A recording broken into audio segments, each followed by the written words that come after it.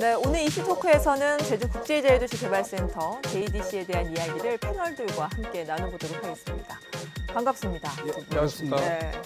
최근에 이제 JDC에서 비축 토지 매입 과정에서 가격을 이제 임의 조정했다는 정황이 드러났어요. 그게 이제 국토부 특정감사에서 드러났는데, 우리의 정리맨 고재일 기자께서 그 얘기를 정리하는 것부터 시작을 해보죠. 어떤 내용이었나요? 그 JDC가 보면은 그 전에는 이제 6대 선도 프로젝트라고 해가지고 도내의 6개 지역에 거대한 덩어리 6개를 본인들이 이제 매입을 해가지고 여기를 이제 개발자를 연결해서 개발을 하는 그런 방식으로 사업을 진행을 해왔습니다.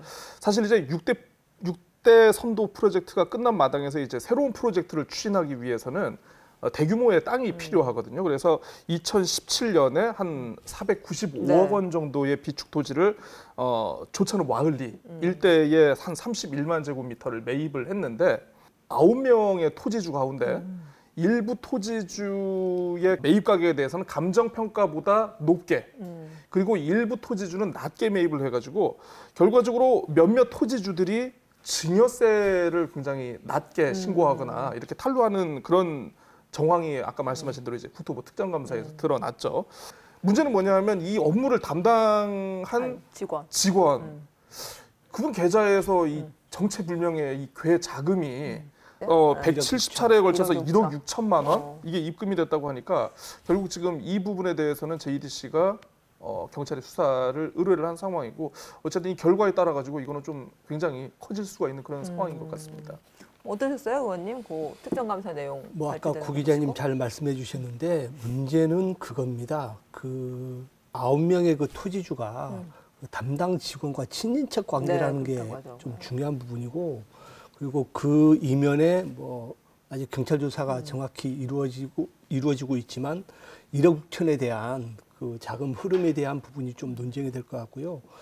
그동안 JDC 같은 경우는 비리가 좀 많았습니다. 뭐 예를 들면 공금 유용, 카드 깡의 사례도 있었고요. 그리고 그 경력 직원을 채용함에 있어서 뭐 지원서 허위 작성, 그리고 면세점 그 납품과 관련해서 갑질 비리, 그리고 국제학교 직원들에 대한 이제 학비 지원 문제, 여러 가지 문제점들이 있는데 중요한 부분은 이제 감사의 한계. 어찌 보면 도덕적 해이 이런 부분들이 전체적으로 산재했기 때문에 이런 문제들이 계속 발생하지 않나 그런 생각을 하고 있습니다. 뭐 저도 이제 기억나는 것들이 이제 자회사, 뭐 제인스적 국제 영어 교육 도시 관련 자회사에서 이제 뭐 그 공금 유용하는 경우들도 있었고, 뭐 친척들한테 이제 일감 몰아주는 것들도 있었고.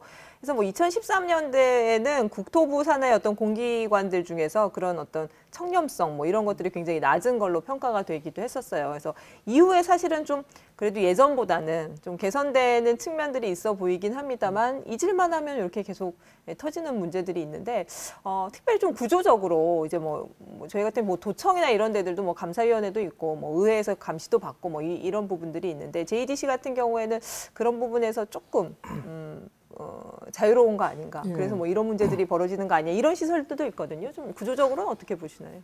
그러니까 저는 이번에 비축 토지 이 감정가 관련한 논란을 지켜보면서 아마 2010년 이전이었던 것 같은데 예전에 그 JDC 감사를 역임하셨던 분이 JDC가 헬스케어 타운 사업을 조성을 하면서 이게 감정가보다 7배나 높은 가격의 토지를 매입하려 한다. 라는 어떻게 보면 그 내부 고발을 하셨다가 이분이 해임이 된 사례가 있었습니다. 그래서 이게 좀 약간 떠오르더라고요. 그래서 이 비축 토지 매입이라든가 이 사업자를 연결시키는 과정 그리고 이후에 혹시 뭐 이제 자체 개발하거나 기반 시설을 만드는 과정에서 내부 감시나 통제 기능이 어느 정도 이게 굉장히 확실하게 서 있지 않으면 굉장히 어려운 구조겠구나라는 그런 생각이 많이 들더라고요. 저는 JDC와 관련해서 최근에 이제 문제가 되고 있는 LH 건과 같이 연계해서 말씀드리고자 하면 JDC 같은 경우는 준시장형 공공기관입니다. 이 얘기는 뭐냐면 공익의 목적보다는 수익 사업을 함으로 인해서 뭔가 프로젝트 사업들을 하게 돼 있거든요.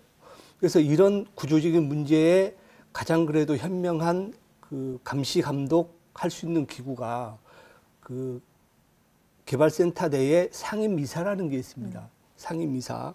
그러면 상임감사죠, 정확히. 상임감사를 제대로 임명을 해야 되는데 소위 말하는 낙하산 인사라고 하죠. LH 같은 경우도 뭐 이건 언론에 나타난 얘기지만 대선 때 이제 미디어 특보를 했던 분이 지금 상임 감사로 가 있고요. JDC 같은 경우도 지금 현재 감사님이 그 민주당 서울시당 사무처장 출신입니다. 그래서 이런 부분들이 과연 그분들이 전문성이 있을까? 그리고 그런 내부적인 낙하산 인사가 됨으로 인해서 그 통제가 사실 어렵다고 보고요. 이런 부분들이 앞으로 우리 JDC뿐만이 아닌 국가 공기업에서 여러 가지 통제할 수 있는 그런 제도 개선도 필요하다고 저는 봅니다. 상임 감사님이 그 뭐 예를 들어서 대통령의 선거 캠프 특보였다든가 관련인이었다라는 거는 비단 뭐 지금에서 그렇죠. 나타난 문제는 아니고 예전에 구조적으로. 박근혜 정부 때도 그렇죠. 그랬고 그렇죠. 이명박 정부 때도 그게 똑같았던 겁니다. 그게. 근데 그 관련해서 이제 좀 보면은 사실 이사장의 리더십 문제도 한번 좀 지켜봐야 될 것 같은데 사실 이제 뭐 임기를 다 채운 이사장이 생각해 보면 그렇게 많지가 않습니다. 그랬나요? JDC가. 네. 예, 예. 그러니까 김한욱 이사장 같은 경우에 원래 이제 임기보다 좀 오래 하긴 했죠. 보통 보면 이제 정권 바뀌면 항상 이사장 물갈이 하고 그 예전에 김경택 이사장 같은 경우에도 MB 정권으로 그러니까 노무현 정권에서 MB 정권으로 바뀌면서 본인은 임기 채우려고 하다가 버티다가 결국 특정 감사를 받게 해가지고 결국 물러나셨거든요. 사실 이사장직을 역임하셨던 분들을 보면은 거의 뭐 정치인, 고위공직자, 그러니까 좀 명단을 좀 봤어요. 정종환, 진철훈, 변정일, 김한욱 이런 분들이 하시다 보니까 물론 그분들의 업적을 폄훼하는 건 아닙니다만은 저분들이 과연 공공기관의 수장으로서 이사장으로서 과연 제 역할을 할 수 있을까라는 것에 대해서 좀 의문이 들 수밖에 없고 이사장의 리더십이라든가 이사장의 령이 서지 않는 좀 그런 구조적인 측면도 분명히 있는 것 같고 상임검사 얘기를 해주셨잖아요. 상임검사만큼 중요한 게 또 약간 이사회거든요. 그러니까 이사회가 이제 뭐 상임검사도 이제 이사회 구성원이고 또 이제 뭐 여러 비상임 이사들도 계시고 하는데 사실 비상임 이사들도 보면은 이 정치권과 관련된 그런 분들 또 어떤 이사장의 어떤 경영을 좀 약간 측면 지원하기 위한 그런 분들이 많이 모셔가지고 사실 이사회도 유명무실하고 상임검사도 유명무실한데 그 와중에 또 이사장까지 또 약간 전문성이 없는 정치적 색깔을 띤 인물이라면은 정말 이 조직은 누가 견제하거나 통제할 수가 없는 거죠. 네. 우리 고 기자님께서 이제 길게 설명을 해주시는데 그래서 제가 말씀드리고 싶은 게 문재인 정부에 대한 기대감이었거든요. 과거에 그런 적폐가 있었다고 하면 이 문재인 정부에서는 그런 문제점이 있는 부분에 대해서는 우리 국민들이 납득할 만한 그런 임명을 하면 좋은데 계속 이어지고 있잖아요. 그래서 이 정부도 똑같은 정부다라고 말씀드릴 수밖에 없는 겁니다. 오늘 준비 많이 하셨나 봐요, 김 의원님. 예? 아닙니다. 아무튼 뭐 이게 정권 특정 정권이라기보다는 계속 그렇죠. 반복되어 온 반복되다 보니 일이고 그다음에 이제 적폐가 생기는 JDC가 거죠. 하고 있는 사업들은 사실은 대규모 이권과 그렇죠. 관련된 그렇죠. 사업들이어서 더더욱 비행위가 발생할 조심해야 가능성들이 늦기 때문에 좀 조직 체계나 감시 체계 이런 것들을 좀 강화해야 된다는 이야기인 예. 것 같고요. 아무튼 뭐 이런 잊을만 하면 툭 터지는 비위 때문인지 JDC의 어떤 사업 내용이나 뭐 이런 것 때문인지 JDC가 지금 설립된 지 뭐 20년 예. 그렇죠. 정도 됐죠. 예, 그런데도 불구하고 도민사회에서 그렇게 그 JDC를 바라보는 시선은 높지만은 않습니다. 그래서 뭐 때때마다 선거 때만 되면 뭐 제주도로 이관하라는 소리도 계속 나오고 이게 어렵다는 걸 알면서도 나오는 이유일 텐데 자 도민사회에서의 어떤 시선이 곱지 않은 이유에 대해서 조금 더 들어가서 이야기를 좀 해보죠. 예, 도대체 무엇 때문일까? 예, 분석을 좀 해봤으면 좋겠습니다. 그 JDC가 이제 여러 가지 사업을 20년 동안 해오면서 가장 크게 이제 내세운 부분이 일자리 창출과 도민 소득 향상에 기여를 한다고 했는데 말은 좋습니다. 하지만 그동안 우리 JDC가 해왔던 여러 가지 행태를 보면 개발의 논점이 있거든요. 그러면 그 개발의 논점이 있는 과정에서 지금 도민들이 알고 있는 여러 가지 문제, 그 내용 중에 하나가 어찌 보면 이제 신화역사공원의 오수의 문제, 그리고 지금 현재 문제가 되고 있는 예대 휴양형 단지, 헬스케어 타운 이런 종합적인 문제들이 도민들과의 공감대가 없이 개발의 위주로 가다 보니까 이런 문제가 생겼고요. 가장 중요한 부분은 우리 도민들이 인정할 수 있는 그런 JDC로 저는 거듭나기 전에는 여전히 도민들은 부정적인 평가를 할 수밖에 없다는 생각을 하고 있습니다. 그 2020년도 JDC 예산서를 보니까요. 면세점 사업에 한 4천억 원, 그리고 이제 개발 사업 관련이 3천억 원, 그리고 홍보 마케팅이 38억, 그리고 흔히 얘기하는 이제 그 사회공헌, 사회적 가치 창출이라고 해서 이게 270억 원이 이렇게 편성이 돼 있더라고요. 그러니까 270억이 어떻게 보면 지역사회, 도민사회의 어떤 환원을 한자를 취재해서 이제 JDC가 편성한 사업이 아닐까 싶은데 전체 규모에서 보면은 270억 약간 작다고 느껴질 수는 분명히 있는 것 같습니다. 근데 2015년에 이 사회공헌 사업의 전체 예산이 50억 수준에 불과했거든요. 그러니까 이게 어떻게 보면 이제 5년 사이에 거의 뭐 이제 5배 정도 이렇게 올라간 것은 분명합니다. 그러니까 사회공헌에 대해서 JDC가 도대체 지역사회를 위해서 하는 게 뭐야? 라고 분명히 의문을 가질 수는 있겠지만 어쨌든 사회공헌의 비중에 대해서 늘려가는 추세인 것만큼은 분명한 것 같아요. 사실 이제 그 사회공헌을 얘기할 때 이제 항상 빠짐없이 등장하는 레토릭 중에 하나가 JDC가 그래도 제주 관광의 최대 수혜자 가운데 하나인데 그러니까 관광객이 그만큼 많이 오면 많이 올수록 면세점 매출액이 증가를 하니까 이 사회 환원에 너무 인색한 거 아니냐라는 그런 평가가 있는데 사실 이게 JDC가 많이 번다는 인식이 좀 강하다 보니까 어떻게 보면 사회공헌에 대한 상대적인 저평가, 좀 상대적으로 눈길이 가지 않는 좀 그런 부분이 있어가지고 이 어떻게 보면 약간의 인지 부조화도 분명히 있는 측면, 약간이 있는 것 같습니다. 그런 면에서 보면은 좀 약간 도민들도 약간 좀 넓은 시야로 좀 봤으면 좀 좋겠다라는 생각도 들고요. 사회공헌 사업을 보니까 이거는 좀 약간 제가 쓴소리를 하지 않을 수밖에 없는 게 좀 너무 숫자와 데이터에 치우친 사회공헌에 치우치고 있다. 뭐 예를 들어서 뭐 마을 기업 만들어주고 마을 기업 할 수 있게끔 뭐 해주고 또 뭐 해외 인턴십 대학생들 뽑아가지고 이렇게 뭐 물론 이제 코로나 때문에 못하긴 했습니다만은 어디 보내주고 요렇게 해가지고 이걸 사회공헌 사업이라고 하는데 너무 JDC가 사회공헌을 지역사회의 시혜적인 관점으로만 접근하는 거 아닌가. 요걸 좀 JDC라면 좀 더 큰 그림으로 좀 보다 큰 멋진 그림을 그릴 수 있을 것 같은데 좀 이건 좀 노력을 해주셨으면 좋겠다. 오늘 가만히 보니까 우리 고 기자님은 JDC 편에서 지금 계속 말씀하시는데 저는 근본적으로 그 JDC의 그 사업 구조를 좀 말하고 싶습니다. 왜냐하면 그동안 20년 동안 JDC가 제주도에 한 10조 2천억 가까운 이제 사업 계획을 잡았고요. 지금 현재 한 6조 7천억, 한 66% 정도가 진행이 됐는데 그 자본 흐름을 보면 민자 유치가 한 70% 됩니다. 그리고 국비가 한 3% 정도 되고요. 네.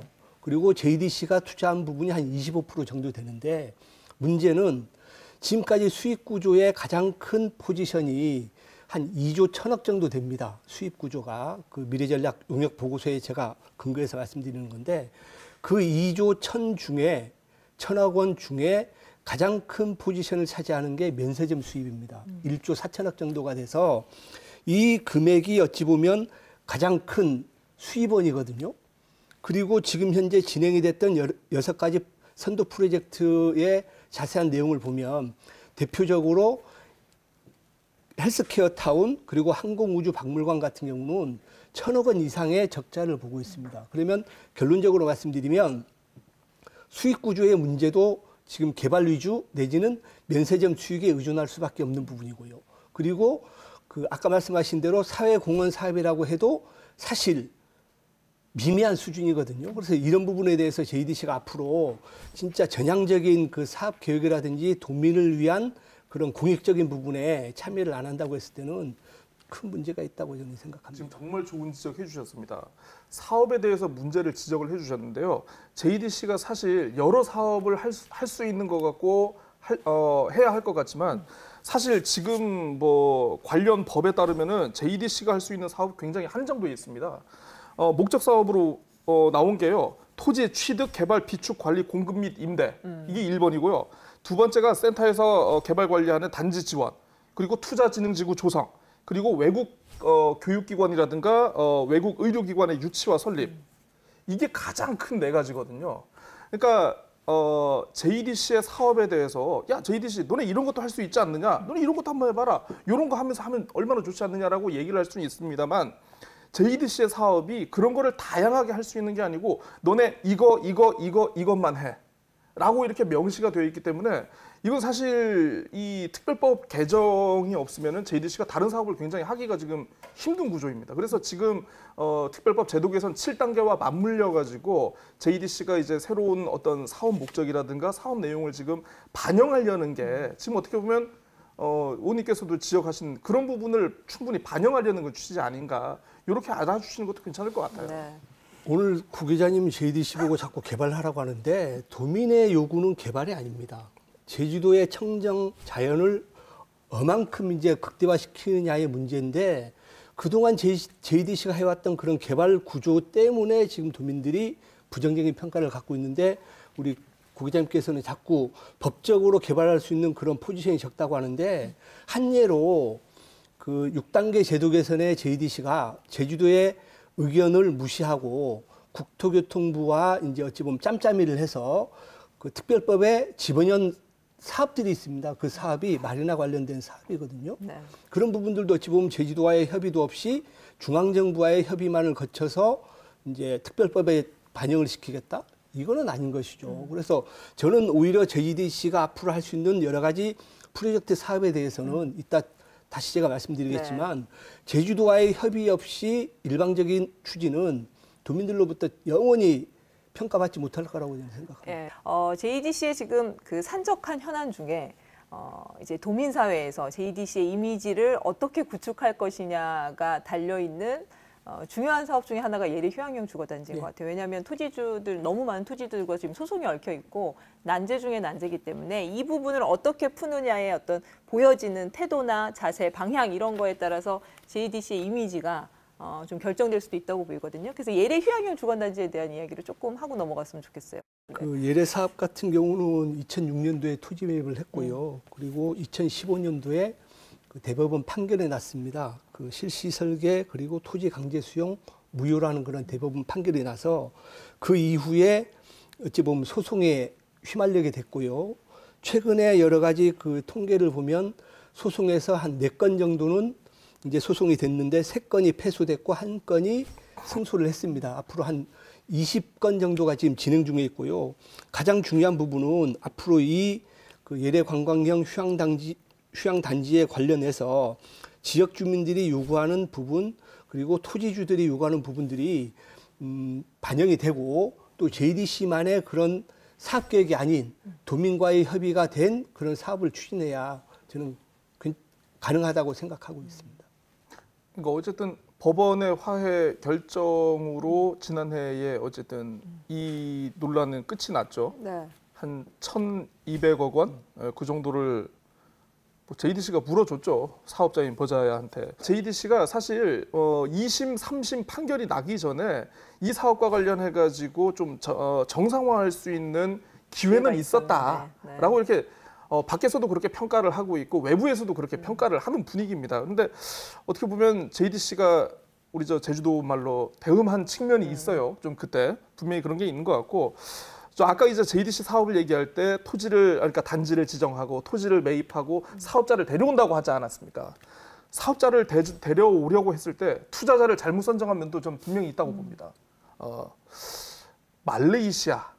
말레이어로 성공이라고 해요. 성공, 버자야라는 단어가 성공을 뜻하는데, 네, 아마 탄스리 회장은 성공을 한 게 아닌가 싶은데, 아니, 2조 5천억을 투자해가지고 예래 휴양용 단지를 조성하겠다 왔는데 정작 버자야가 쓴 돈이요 1,200억밖에 없어요. 그 나머지는 어떻게 하려고 보니까 한국에서 프로젝트 파이낸싱을 일으켜가지고 대출을 받아서 이걸 가지고 건물을 짓고 나중에 분양을 해가지고 그걸 충당을 하려고 했고요. 근데 이 버자야라는 곳에 대한 프로젝트 파이낸싱이 잘 안 되다 보니까 금융회사들이 JDC가 좀 보증을 설 수 있겠느냐. 그래서 JDC가 맨급 보증을 산다고 했어요.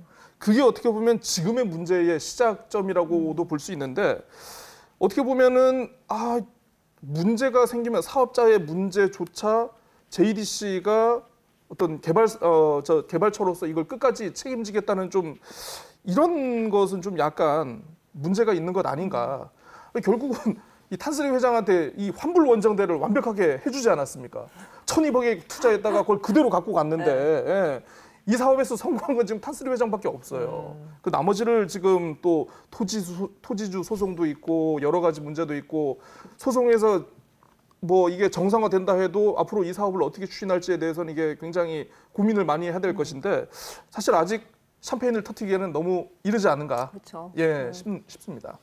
너무 다양한 소송이 복잡하게 지금 얽혀 있기 때문에 그렇죠. 아무튼 뭐 그 사업 내용에 대한 충분한 검토 그리고 사업자에 대한 충분한 어떤 점검 그런 부분들이 제대로 이루어지지 않으면서 이 문제가 비롯이됐고 그러면서 굉장히 복잡한 지금 역학관계들을 보이고 있는데 이후에도 사실은 이런 부분들이 재현될 수 있거든요. 아까 뭐 사업자에 대한 어떤 검증이나 이런 부분들이 제대로 이루어지지 않으면. 그러니까 그게 왜냐하면 아까도 말씀드렸지만 대규모 프로젝트고 대규모 단지의 개발 방식을 하다 보니까 기본적으로 작은 투자자보다는 정말 엄청난 자금력이 있는 국제적인 투자자를 찾을 수밖에 없고 국제적인 투자를 찾다 보니까 국내 자본보다는 해외 자본에 눈을 돌릴 수밖에 없고 그나마 2008년에서 2010년 어간에는 국제적으로 가장 자금의 여유가 있었던 게 또 이제 중국계 자본이거든요. 그러다 보니까 중국 자본이 그때 많이 들어오게 됐고 그러다 보니까 관련 시설이라든가 이런 것들을 하면서 뭐 그때 중국 부동산들 열풍이 굉장히 많이 일지 않았습니까? 어떻게 보면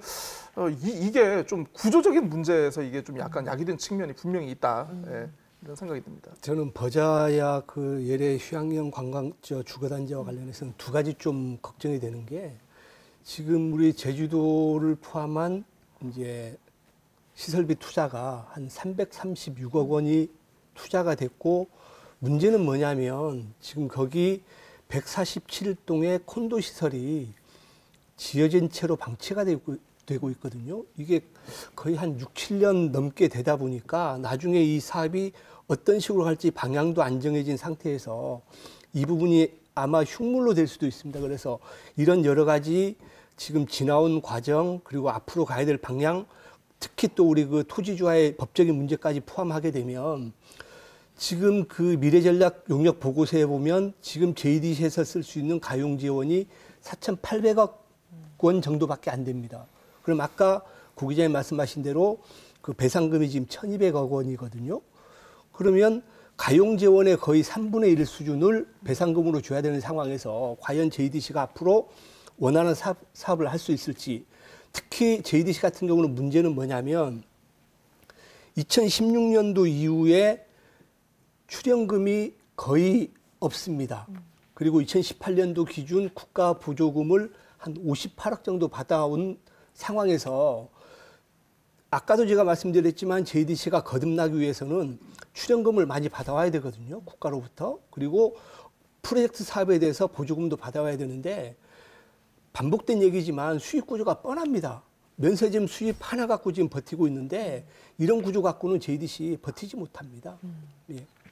그러면 앞으로 방향에 대해서 좀 이야기를 해보죠. 이제 이번에 이제 특별법 제도 개선과 관련해서 국제자유도시의 정의가 좀 달라졌어요. 예전에 이제 뭐 사람, 뭐 상품, 자본의 이동이 자유로운 어떤 국제도시를 지향을 했다고 하면 지금 어떤 경제와 환경의 조화 속에서 지속 가능한 발전이라는 개념들을 넣어놨어요. 특별법 제도 개선도 그랬지만 사실은 JDC조차도 워낙 문제점들이 사업의 문제점들이 드러나고 그러한 비판 여론들이 있었고 이대로 갈 수 없다는 것들을 절감을 했는지 아까 얘기한 미래 전략 수립 용역을 통해서 아주 새로운 어떤 전환점을 마련하겠다는 것들을 이야기를 했어요. 앞으로의 JDC의 방향 이런 것들을 기반으로 해서 이야기를 좀 풀어가봤으면 좋겠습니다. 네. 그 2019년도에 제주도 특별법의 이제 목적이 개정이 됐습니다. 네. 그 내용을 보면 친환경적, 그러니까 정확히 말하면 환경 친화적 국제 자유도시 조성과 도민의 복리 증진이거든요. 이 안에 제주도가 앞으로 가야 될 방향이 저는 다 녹아 있다고 봅니다. 그래서 앞으로 우리 JDC 또한 뭐 미래 전략 그 용역을 지금 수행을 했고 앞으로 그 안에서 여러 가지 프로젝트 사업을 한다고 하는데 이 제주도의 목적과 정의에 맞는 프로젝트 사업을 저는 해야 된다고 생각하고 있습니다.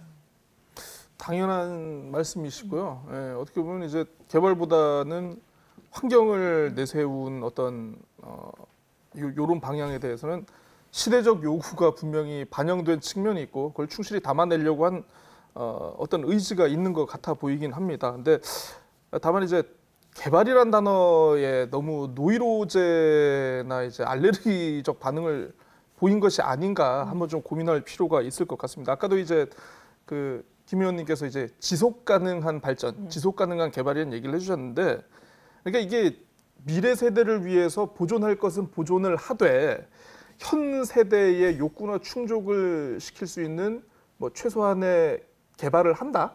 뭐 요게 이제 그 지속 가능한 뭐 발전의 의미라고 하더라고요. 그래서 뭐 그러면 현 세대를 충족시킬 수 있는 어떤 발전, 환경을 가치로 내세우면서 어떤 식의 새로운 개발의 패러다임을 보여줄 수 있는지에 대해서는 아직 그림을 보지를 못해가지고 제가 뭐라고 이거는 판단을 할 수가 없을 것 같습니다. 어쨌든 또 지역사회가 지금 또 굉장히 최근 몇 년 동안 이제 개발과 보존 사이에서 굉장히 많은 갈등이 있었는데 이거에 대해서도 어떻게 보면은 지금 우리가 지금 어떤 기준점에 대한 개발의 기준점에 대한 합의를 이루어가는 과정이라고 생각하면은 어쨌든 좀 더 이건 좀 지켜봐야 좀 뭔가 평가를 내릴 수 있는 부분이 아닐까 싶네요.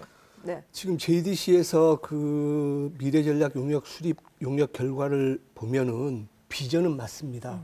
아까 제가 말씀드린 내용하고 똑같이 가는 게 4가지 비전이 뭐냐면 국제 교류 도시, 지식 융합 도시, 그리고 청정 치유 도시, 그리고 지속 성장 도시와 관련된 4가지 프로젝트가 있는데 이 타이틀만 봤을 때는 앞으로 JDC가 진짜 도민들과 같이 갈 수 있다는 그런 기대감이 있는데요. 사실 그 안을 들여다보면 사업들을 몇 가지 좀 제안을 했죠. 그렇죠. 네. 그 안을 들여다보면 이게 과연 JDC만의 생각인지 우리 제주도와의 협의가 된 부분인지 이런 부분들도 좀 궁금하거든요. 그래서 이런 구체적인 사업을 했을 때 지금 현재 제도적인 문제점도 JDC와 제주도와의 여러 가지 업무 협의 협조 관련해서는 아마 JDC가 앞으로 제주도의 그 의견이라든지 이런 수렴 절차를 지금 현재보다는 더 적극적으로 저는 수렴을 해야 된다고 생각하고 있습니다. 굉장히 공감을 하는 게 신사업에 대해서도 좀 약간 의문이 든 점이 좀 있더라고요. 네. 그래서 몇 가지 제시를 했죠. 트램, 제시가 된 게 이제 물류 사업, 네. 신항만을 기반으로 한 물류 사업, 네. 그리고 트램 이렇게 얘기를 했는데 물류 같은 경우에는 제주에 있어가지고 굉장히 이게 핵심 사업이고 필수 사업이고 중요하다는 거 다 알고 있습니다. 근데 JDC 공기업이 물류 사업에 뛰어든다. 어떤 방식인지는 뭐 이게 나오지는 않았습니다만, 그럼 기존의 물류 플랫폼 사업자하고는 관계 조율을 어떻게 할 것이며 기존 사업자들의 뭐 어떤 반발이라든가 어떤 공기업이 이제 시장 경쟁 체제에 뛰어들므로써 생길 수밖에 없는 그런 부작용 등에 대해서는 어떻게 생각을 하고 이 대안을 내놨는지 좀 이거 좀 와닿지 않고요. 그리고 이제 트램 같은 경우 저는 진짜 트램이 있었으면 좋겠어요. 그러니까 이제 트램이 있었으면 좋겠다고 느낀 게 뭐냐면 버스를 이제 전용 차선을 타면서 전용 차선을 몇 번 이용을 해보니까 전용 차선이 잠깐 구간에 있는 것도 굉장히 이렇게 대중교통을 이용하기 편리할 수가 있겠구나. 하물며 그런 구간에다가 트램까지 깔아버리면은 제주의 대중교통 그리고 제주의 어떤 관광 자원으로서의 그런 가치는 굉장히 높아질 수 있겠다 이런 생각도 많이 드는데 아이고 트램이 또 시설비가 많이 들더구만요 이게 그렇죠. 또 네. 예, 단위 면적당 제가 정확히 기억하지 않는데 뭐 1km당 뭐 10억 원인가 뭐 100억 원인가 이렇게 150억이요. 예, 150억 원이 되는데 야 그러면 이 막대한 자본을 어떻게 JDC가 하려고 하지? 그러면 JDC가 개발하고 이것도 그러면 민간 사업자한테 운영권을 주려고 하나? 아니면 또 이제 대중교통과 관련된 거니까 그러면 이건 제주도하고의 협의가 필수적인 것 같은데 제주도하고 얘기를 했나? 제주도가 이걸 오케이 할까? 여러 생각이 들면서 이번에 나온 이 계획을 보니까 이거는 그냥 JDC만의 구상이구나. JDC의 짝사랑이구나. 이런 생각이 좀 많이 들었습니다. 사실 트램이나 뭐 물류나 이런 것들 제주도에서 타당성 검토를 한 적이 있죠. 그렇죠. 네. 제주도에서 원지사께서 2016년도에 트램을 검토를 했었습니다. 그리고 2019년도에 12월 달에 이제 도시교통 정비 중기 계획을 하면서 포기 선언을 했거든요. 아까 고 기자님 얘기했지만 이런 사업들이 과연 제주 원도정에서 이제 아까 중기계획 자체는 5년마다 수립하는 중기계획인데 제주도정에서 포함한 트램 사업 하겠다? 이게 엇박자입니다. 그리고 저 역시도 트램과 관련해서는 여러 가지 뭐 2011년도 우리 우금민 지사 때부터 계속 논의를 해왔고 고민을 해왔는데 가장 중요한 게 이제 비용 편익 분석이거든요. 그 당시에 2011년도에 트램의 비용 편익 분석이 한 0.6으로 나와서 사업 타당성이 없다고 했던 부분이고 또 하나는 트램을 하려고 하면 구조적으로 이제 도로에 문제가 있습니다. 적어도 왕복 6차선 정도가 돼야 한 차선을 트램이 이제 운행할 수 있는 구조가 되는데 사실 지금 JDC에서 말하고 있는 트램을 이제 구조적으로 봤을 때 과연 그 트램이 들어갈 수 있는 도로가 여건이 맞는지 이 부분도 고민을 해야 되는데 아마 제가 봤을 때는 현실적으로 쉽지 않다는 그런 생각을 하고 있고요. 그리고 신항만 물류 같은 경우도 지금 제주도에서 이제 그 중장기 계획에 포함이 됐습니다. 포함이 됐는데 물류 사업 같은 경우는 제주도에서도 뭐 원지사님도 그렇고 물류와 관련된 공사를 설립하겠다는 그런 논의가 계속 됐었거든요. 그래서 이 부분도 돈이 될 만하면 이제 JDC에서는 제주도가 하고자 하는 사업들을 하나씩 이제 빼먹기 식의 사업 추진을 한다고 저는 생각할 수밖에 없다고 생각합니다. 이제 트램이나 물류나 기존에 이제 국제제주도시개발센터가 해오던 사업과는 그렇죠. 훨씬 더 도민사회에 미치는 그렇죠. 영향이라든지 이제 아무튼 도민들이 느끼는 체감이 훨씬 더 강한 변화를 줄 수 있는 사업들이다 보니까 아까 계속 얘기하는 어떤 제주도와의 협의 이 부분이 되게 중요할 것 같은데 맞습니다. 지금 뭐 정책 협의를 하기는 하잖아요.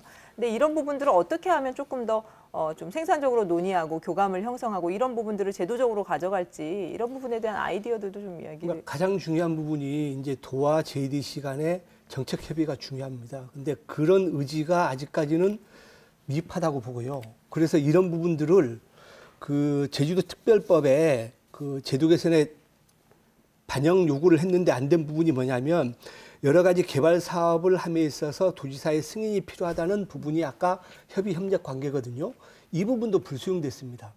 이게 국토교통부가 이제 반대를 했고 그 반대한 이면에는 저는 분명히 JDC 의견이 들어갔다고 보는데 이런 여러 가지 부분들을 이제 반영해야 우리 도민들도 그렇고 우리 집행부도 그렇고 협의 협조가 될 것 같거든요. 근데 막연하게 뭐 정책협의회 같은 경우는 있긴 있습니다. 근데 유명무실한 그런 협의체가 되다 보니 구체적인 큰 프로젝트에 대한 사업들은 원지사와 문대림 이사장께서 협의 협조가 돼야 되는데 아마 이런 부분들도 뭐 형식적으로밖에 되고 있지 않다고 저는 생각하고 있습니다.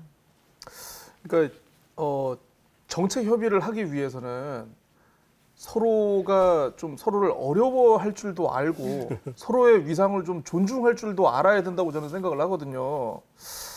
뭐 물론 우리가 이제 JDC에서 대해서 얘기를 하고 JDC의 어떤 잘못된 점에 대해서 오늘 얘기를 하고는 있습니다만 가끔 보면은 굉장히 JDC라는 공기업 자체가 흑화돼가지고 도민들에게 비춰지는 그런 측면이 보면은 제주도에서 굉장히 조장한 측면도 좀 약간 방관한 측면도 분명히 있습니다. 뭐 예를 들어서 뭐 JDC를 제주도 소속으로 이관을 해야 된다.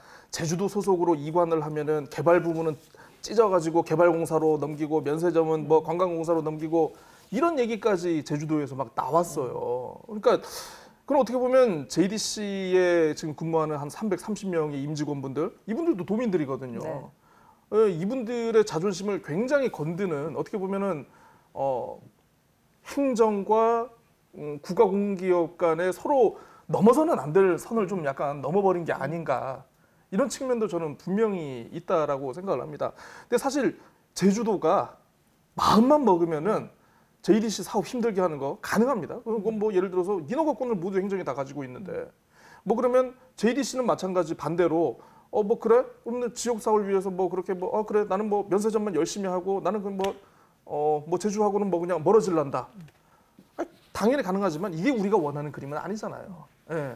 사실 JDC에게도 어떤 원죄가 있다면 그만큼 행정에서도 분명히 잘못된 방향으로 가고 있는 걸 이걸 바로잡지 못한 책임도 분명히 있다. 좀 그런 생각이 들더라고요. 네, 좀 마무리를 해야 될 것 같은데, 예, 네. 해야 됩니다. 네, JDC가 어쨌거나 이제 제주의 더 나은 미래를 위해서 출범한 기관 아니겠습니까? 예, 앞으로 도민사회에서 어떻게 좀 위상을 갖춰나가고 방향을 제대로 이제 전환하겠다고 했으니까 잘 전환할 수 있을지 마지막으로 깨톡 하시면서 마무리를 좀 짓죠. 김한국 의원님부터 할까요? 예. 예, 저는 JDC 우리 문대림 이사장님 포함한 우리 직원분들께 깨톡 날리겠습니다. JDC가 이제 이제 센터 창립 20주년이 됐습니다. 그동안 여러 가지 우여곡절이 있고 도민들로부터 좀 비판받은 면도 있습니다. 하지만 앞으로 우리 제주도민들을 많이 생각해 주시고 그리고 도민들과 같이 호흡을 해서 우리 제주도에 진짜 멋진 국가 공기업으로 다시 도약하고 도민의 사랑을 받는 그런 멋진 우리 JDC가 되기를 바라면서 우리 직원분들께도 고맙다는 말씀 끝으로 드리겠습니다. 네, 고 기자님. 왠지 JDC가 아닌 다른 쪽에다가 네. 날릴 수도 있다는 생각이 드는데. 갑자기 막 훈훈해지셨어요. 결말에. 예. 마무리. 아니, 최근에 이제 그 오세훈 후보, 안철수 후보 단일화 과정을 보면서 네. 중간에 갑자기 대인배 경쟁이 이루어졌거든요. 야, 내가 저쪽 조건을 다 받아들이겠다. 결국 대인배가 민심을 얻고 이 미래를 짊어지는 그런 힘도 얻는 게 아닌가 싶습니다. 그래서 그런 의미에서 원희룡 지사님께 그러실 것 같았습니다. 저 문대림 이사장님께 카톡을 하십시오. 우리 지금 만나, 당장 만나. 네. 당장 만나서 정말 건설적이고 발전적인 이야기 나눌 수 있는 기회가 있으면 좋을 것 같아요. 네. 편안한 토요일 오전에 함께한 명쾌한 주. 다음 주에도 유쾌한 시사 토크로 찾아오겠습니다. 저는 다음 시간에 뵙겠습니다. 고맙습니다.